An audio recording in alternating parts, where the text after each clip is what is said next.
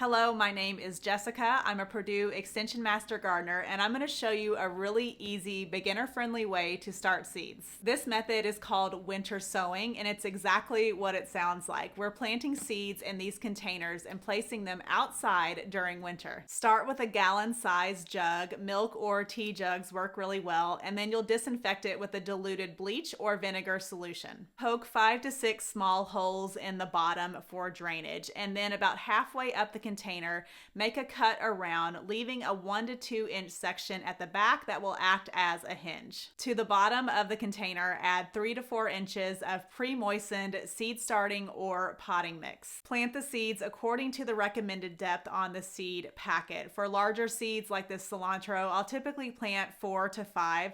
For smaller seeds like this lettuce, I'll sprinkle a dozen or so over the top. You'll separate the seedlings later, so it's okay if they're planted a little bit closer together. Close the lid and secure it with clear packing tape, making sure you get a really good seal. Don't forget to label your container. I like to use a UV resistant marker so it doesn't fade. Place the containers in a sunny location and don't forget to leave the lid off so snow and rain can get in. Winter sowing has a ton of benefits. These containers act like mini greenhouses trapping heat, so the seeds will germinate or sprout typically several weeks before they would if they were just planted in your garden. Winter sowing is a great method for starting perennial flower seeds. A lot of these need to go through periods of freezing and thawing to help break down their hard seed coatings. Another benefit is because these seedlings are started outdoors, you don't have to harden them off or acclimate them to outdoor temperatures like you do with seedlings that you start indoors. Clear or semi-clear containers like this work best. If you choose the more opaque containers, your seedlings may not get enough light and they can get really stretched or leggy. If you live in a really cold zone, this method will still work. It just means those seeds will take longer to germinate. This method, in theory, will work with any seed, but I have found the best success with cool season vegetables and herbs and perennial flowers. If the seedlings have emerged and you're going to get a sudden large drop in the temperature, you can move these up to a protected area or even indoors. But that is another benefit of growing cool season things because they can handle those drops in temperature a lot better. Make sure the mix inside doesn't dry out, especially as those temperatures start to warm up. If you need to add water, you can use a gentle spray bottle from the top, or you can place them in a shallow container and bottom water. When the seedlings are 3 to 4 inches tall, you can gently separate them, transplant them to larger containers, or plant them in your garden.